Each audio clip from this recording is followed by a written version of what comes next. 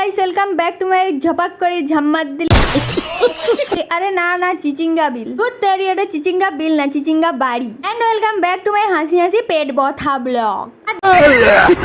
দেখতেই পাও ওটা চিচিঙ্গা নিচে করে ইট ঝুলেই দিয়া হয়েছে, আর এটা তো সেই সাইজ হয়েছে, এটাও বাদ যায়নি, এটারও পিছনে করে ঝুলেই দিয়া হয়েছে। আর এখন পরিলেইটি যেহেতু হয়তো যাই করে শ্রাবণ মাস, এই জন্য সবুজ চুড়ি। মানে হয়তো কমেন্ট করবো যে তুই আবার কার জন্য চুড়ি পরছু, সেটাও ভাববার বিষয় আছে, কিন্তু আমি এমনিই পরে লিছি, কারণ এমনি কি আর পরা যায়নি। যাই হোক, সবুজ চুড়িটা তো এমনি পরে লিছি, কিন্তু কার জন্য পরছি সেটা জানি। আর পূজা হইতে হইতে আমি ভোগলি দৌড় মারছি, আর এখন মনে হয় ঠাকুর তাড়ালি দৌড় কাটে, মনে হয় দৌড় দেখি করি।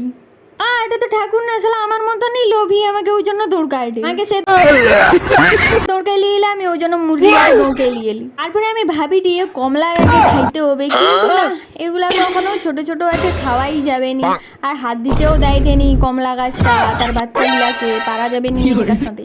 অবশিষ্ট একটা কাঁচা আম গাছে রইতলা, সেটা আমি এখন পারতে যাওয়া সুবর্ণরেখা নদী পারে গেলি। তারপরে এই যে পিছন ধারে দেখো গাছটা, এখানে একটা পড়ছে, সেটা লিয়ে এসি করি। আর আমার বোন মাখালি করে বুঝতে চাইলে, আমি যাই করি একটু ঢং দেখাইতে যাই করি, পুরো ঝালকে মুহে পুড়ি দিচ্ছি। ও তারপরে যা জ্বললা, মুখ জ্বলি একদম ছাল হয়ে গেলা। আর এদিকে ভয়েস দিতে দিতে দেখি আমার ভিডিওটাও শেষ হয়ে গেলা। তো আজকে ভিডিওটা তো উচ পর্যন্তই থাইলা, কিরকম লাগলা অবশ্যই কমেন্ট করে জানাবো, আর লাইক কমেন্ট শেয়ার করতে একদমই ভুলবেন, ঠিক আছে? এরকম নতুন নতুন ভিডিও পোস্ট করতে রইবে, আর কীরকম লাগে ভিডিওটা সেটাও জানাইবো। আর এক ধ্যানে বলি পুরা থাকুক, আর কিছু কইবানি। তো আজকের জন্য টাটা।